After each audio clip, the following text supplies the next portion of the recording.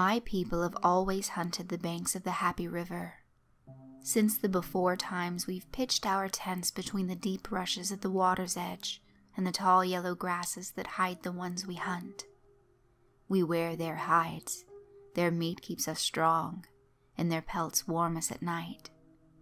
Their teeth and claws make us fierce, and their many dark feathers help us fly among the clouds with our ancestors as they chase the gods towards the stars. We are the storytellers. People from the dark hills and broad green valleys come to hear our tales at the great fairs where we go to buy and sell what we buy and sell. Every night in our camp, we build a fire big enough for all my people to sit around to stay warm when the evening chill creeps silently from the happy river on pale, gentle mists. The fire wards off the things that slink and slither and bite by night, and warns the many eyes that watch us from the darkness that we too are watchful. All the children of my people knew the warning: do not stray, not child, not woman, not man. Set no foot beyond the fire's protection into the dark night. Those we hunt by day are hunted by others who prowl by night. Those who wander into the grasses and the reeds after the sun hides his face beyond the stars never return to us. It's only fair, my father said. We hunt and eat their sons by day, but the night is theirs, and in their world, we are their rightful meat. When I was a child, I asked my mother about the eyes that watch, but she would never speak of them. My brother said the watching eyes belonged to spirits of animals we had hunted, who now waited to capture our souls. He said other things watched us too, and they were the real reason for the fire. He had heard someone calling his name one night when he went to release his water, and had almost gone to see who it was before my father dragged him back into the light of the fire. I asked my mother about this. She laughed and said her son was just trying to scare me, but her face stopped laughing and she scolded me for listening to him. Then she went off to the crone women's tent. I was not allowed to enter. This was the abode of the old ones who no longer tended the needs and whims of children and husbands. My mother was only allowed to visit that tent on sacred days when yet another woman gave up her old life and was welcome to come live among the oldest women. All I knew of that tent was that day and night you could hear singing and laughter, that the women cooked for each other and feasted into the night as they chanted and called out to the gods by name we dared not speak, their true names known only to themselves and their chosen friends. I knew my mother longed for the day when my father was no more, when I was old enough to weave my own tent, and my brother went alone to the sending cave to carve his great spear and take up the hunt with his brothers. Of what she saw and did with these old women, she never spoke, but her eyes twinkled and she smiled when she thought upon it. One night, just like any other night, but the day before the celebration of my birth 14 summers ago, we were gathered before the fire, listening to stories. Our tales are never told the same way twice, for fear the spirits might learn them and know our secret ways. I lay curled up in a pelt next to my father, dozing, warm and safe in his arms. I watched as a sudden spray of sparks broke from the fire and rose into the night sky. I roused myself and looked around. There were so many eyes watching from within the wall of yellow grasses, I thought there must be animals by the hundreds out there.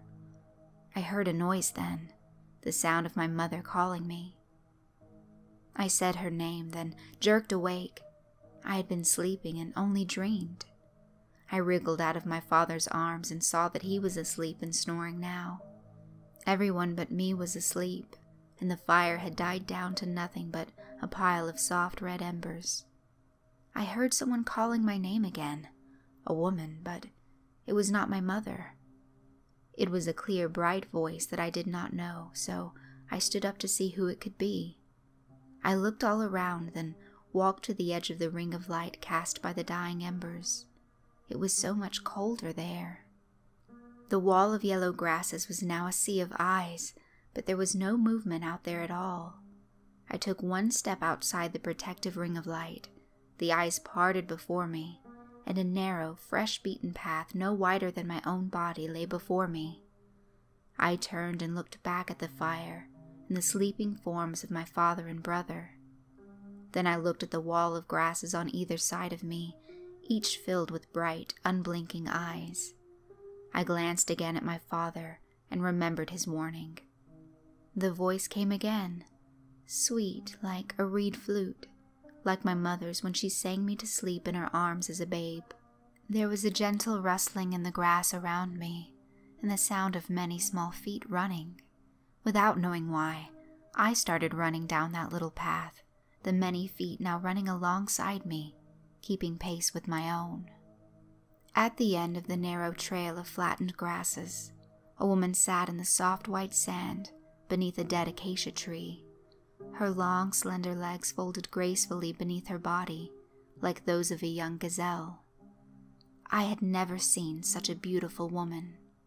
A fire raged before her on this darkest of nights, and she stared into the secret heart of the blaze as its tendrils licked hungrily toward the canopy of stars. It's a kindred soul to her, this fire, and she knows him well. He's her protector, her mate, and she is never far from his sight or the warmth he showers upon her body like kisses. How I knew these things, I could not say. Sparks erupted everywhere in an angry red spray, flinging themselves into the darkness, carried aloft on the night currents. So many of them, they cried out as one then disappeared into a black chasm that swallowed them from above. The woman was digging into the fire with the sharpened tip of her painted stick. She sang words the grandmothers taught her long ago, loud or soft, in whispers or in silence. Some she told from memory, others she made up as she went along, only to be forgotten the moment they left her lips, while some were nothing more than sounds drawn from her soul by the fire itself, as from a haunted well. She rocked back and forth, but it was not cold where she is. This is how she remembers, how she knows to stay on the ground and not jump up and fly away with her brothers, the sparks, as they are called into the company of stars. I realized these words were in my thoughts. The woman was speaking to me in a tongue I did not know, but did know, just the same. I hid at the hem and folds of darkness watching her fire and the strange light that flew before her. I listened to the sound of my heart trembling like a small animal in a trap. I tried hard not to make any sound, though I was not afraid. I couldn't pull my eyes away from the woman, but I didn't dare turn and flee back to the safety of my own fire, back to the warmth of my people. The woman looked directly into my eyes. She knew I was there. I'm always there on nights like this, when the dreams are sent into the world and her children come from all around to gather at her side. There are others here too, so many others, hiding in the sand nearby, waiting. The woman's black eyes stared at me from her perch at the fire's rim. Black, the woman's face and arms, darker than any night sky was her skin. I had never seen anyone with skin so dark, so smooth and unbroken by any blemish. Maybe this is why I did not flee, but sat, transfixed, staring at the woman, full of dread, full of longing, hesitating to get up and run into the darkness, away from the woman and the terrible fire she tends. The woman was wrapped in yards and yards of indigo fabric, dark as early night when a full moon rises and the first star appears. There was a great knot of this cloth wrapped around her head, and she wore a long blue veil that trailed over the pale sand like a river. The many bracelets and necklaces that adorned her body were fashioned of silver, white as milk and blinding to the eye when the light of the moon spilled upon their surface. They were worked in fine and fantastically intricate shapes, emblazoned with designs and symbols unfamiliar to my eye. These were not the markings of my people. They were not the signs we paint on wood and stone and upon our bodies. The woman rose to her feet and threw her arms out wide as the yards and yards of indigo flew away from her body like a flock of monstrous wings. "Come, girl, come now. It's cold under the stars. Come under my robes where it is warm and wise, and you'll be safe from those who prowl," the woman sang in an unknown tongue that pierced my heart like the lance of the ibex hunter when he spots the kill standing silent and alone on the horizon. The exquisite bell-like tinkling of the woman's bracelets filled the air as she raised her arms and called me to the fire. I trembled in longing and uncertainty, but shook my head. So many times it's been like this. Icy cold, wind so strong I feared it would drag me away, but still I did not approach the woman. I looked back in the direction of the fire of my people, and my father dozing with the other men and women. It was quiet there, and the grasses were still, and no wind filled the air. Again and again and again had I been there. I remembered, always the same, the fire, the paralyzing fear, the woman more beautiful than it is possible to contain within any human form.